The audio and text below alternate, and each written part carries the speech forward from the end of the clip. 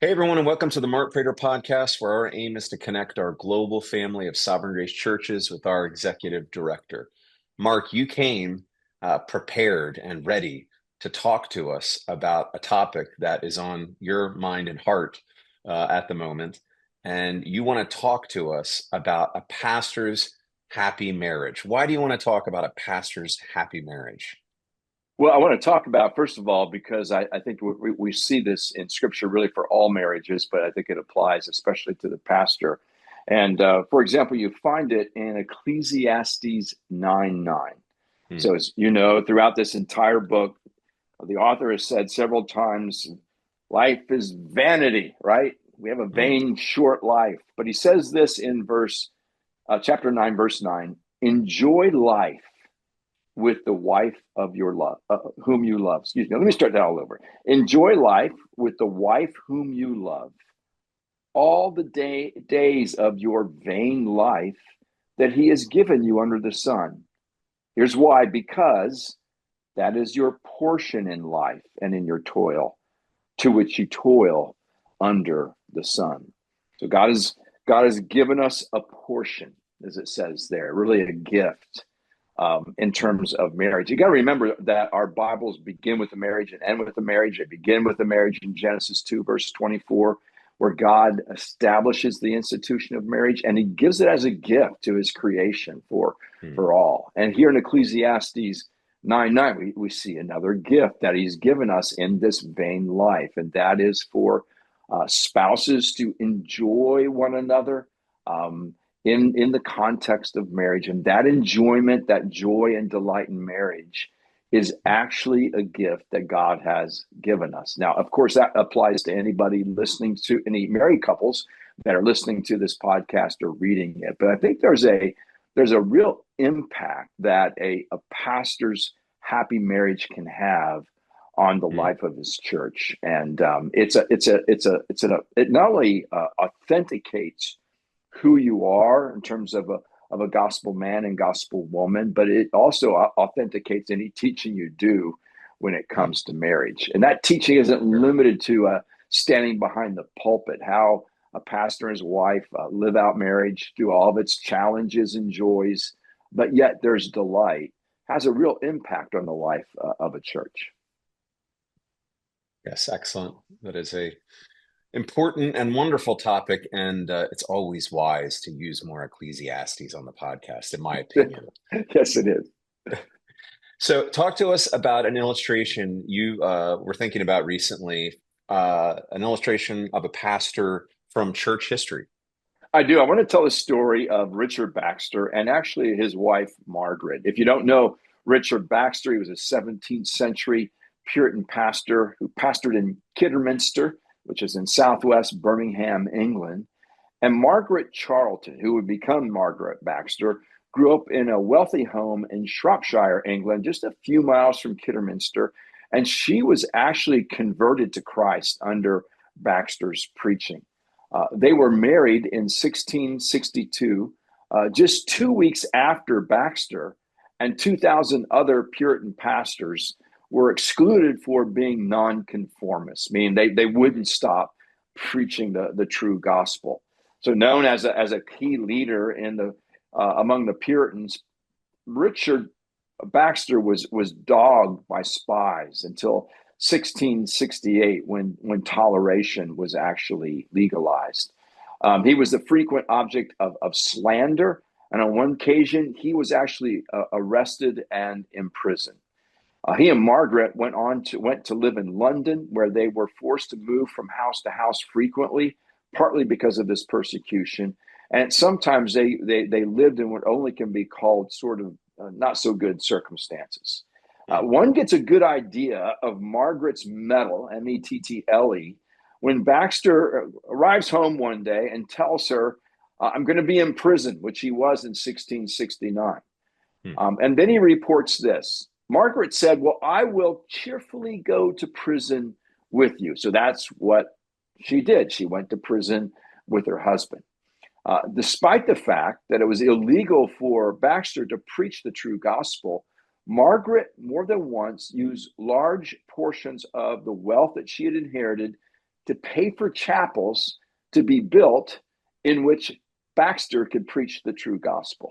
Hmm. Wonderful story. On one occasion in 1673, Margaret asked Richard where in London would he most desire to preach.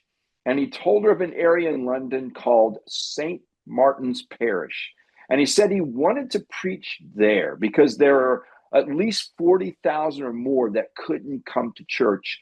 And he wanted them to hear the gospel of Jesus Christ. Hmm. So Margaret took some money from her inherited wealth and built Richard a chapel right there in St. Wow. Martin's Parish, where he faithfully preached the gospel for many years.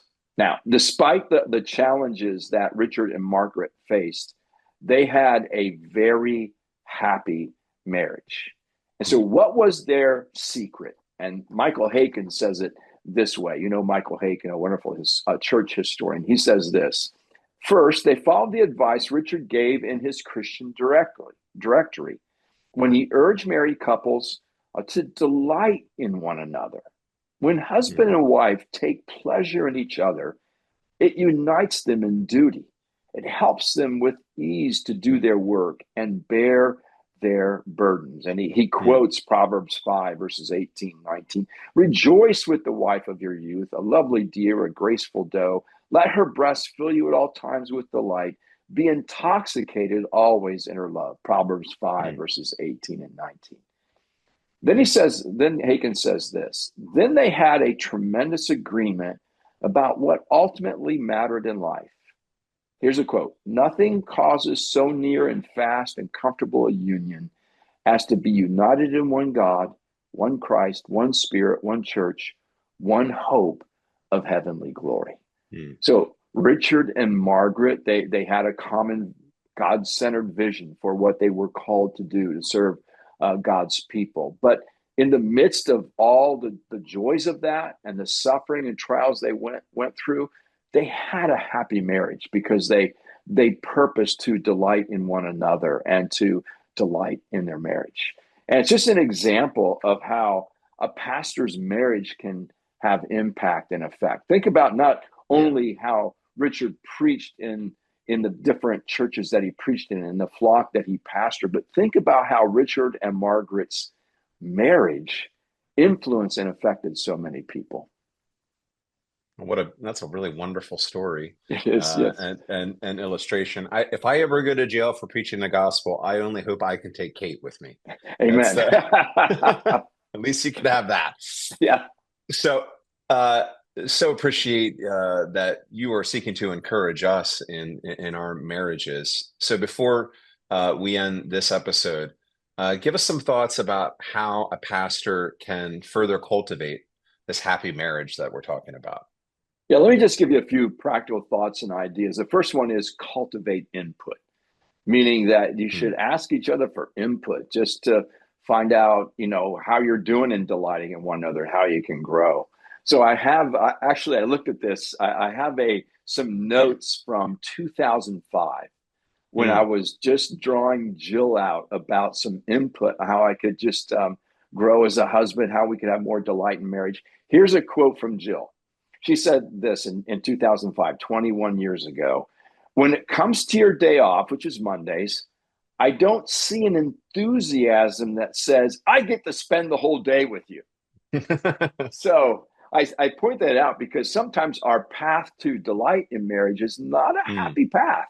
We Hmm. have to hear some truth. We have to know how we can grow. And since that time, I've purposed to demonstrate that enthusiasm towards her Hmm. so that she knows that she is the most important human being in my life. So cultivate input, ask each other Hmm. questions. Pastors' wives or pastors' husbands, make sure you're drawing your wife out. Just ask her, things like how can I grow in romancing you, for example, or what are some things that we're not doing that would just cultivate more delight in our marriage. Hmm. That doesn't mean she has to have all the answers, but she might have some good thoughts that might help you. Secondly, this is not a new one, but I do want to say it: cultivate study of your spouse. Now, this Hmm. is something that CJ and Carolyn have taught us for years. And CJ Right. just makes a point of it in his book, um, Sex, Romance, and the Glory of God. But it's a really important principle to study your spouse. I would just add this: Jill and I have been married almost 47 years, and I Mm. found that as we've grown older together, she changes. There's things she used to like that she doesn't like anymore. Like if I really wanted to surprise her, I could pick up. It's very simple, but it really she delights in it. A package of cherry flavored licorice, like Twizzlers, and bring Oh them yeah. home. Just stop on the way home and give them to her. So I did that one day just to all surprise her and delight her. I brought those home, and she said, "I don't like those anymore." I'm like, oh, okay, all right. So now there are these chocolate Twizzlers that are really Oh hard to yeah. find. That when I find them, I buy several so that I can surprise her. My point is They are good. this: her tastes have changed. What Mm. she likes has changed, and so if I'm going to surprise her and have delight in the marriage, I realize that studying my spouse Mm. is a Mm. lifelong endeavor. Three, cultivate consistent communication. What I mean by that is sometimes we can drop into just being comfortable with the business of life stuff. Mm. And we want to find other things that our wives love to talk about, or if a wife is listening, our husbands want to talk about, so that we have more than business of life conversations. Number four, cultivate romance. I kind of mentioned this before, but just be be intentional to cultivate romance. Again, with date nights, something CJ mentions in his book, overnights, plan trips together, Mm. that kind of thing. Enjoy life with the wife whom you love, Ecclesiastes 9:9. Cultivate surprise is another one. One of the things that Jill and I have tried to do in our marriage is to do that, cultivate surprise. So we've each done certain things where we've planned trips that the other spouse didn't know about. And Nice. when Jill did this with me, she worked with Aaron to block out, put these things in my calendar that weren't really there. And then I'm told you've got to go home and pack a bag. You're leaving for a few days. So we just have some wonderful memories like that. I've Mm. done the same for her, planned trips that she wasn't aware of, just as one way to cultivate surprise. And then when you do things like that, look to cultivate memories. There should Mm. be some memories that you as a husband and wife share that only you share. And because Mm. they're your memories, they just deepen intimacy and cultivate delight as well. So just a few thoughts on Mm. how to practically cultivate delight in your marriage and to have a happy marriage by the grace of God. Excellent. Well, that's wonderful encouragement, Mark. Some great ideas for us husbands to be thinking about. So thanks for your care for us on this episode. And next time that you're getting the chocolate Twizzlers, if you could grab me a bag, I'd Okay, appreciate well, I'll do that. that. All right, Mark. Well, thank you. And thank you all for checking out the podcast. We'll see you here next week, Lord willing. Bye for now. Thank you for watching. If you have questions or comments, Mark would love to hear from you. For more videos like this, hit subscribe on YouTube or by email at markkprater.com.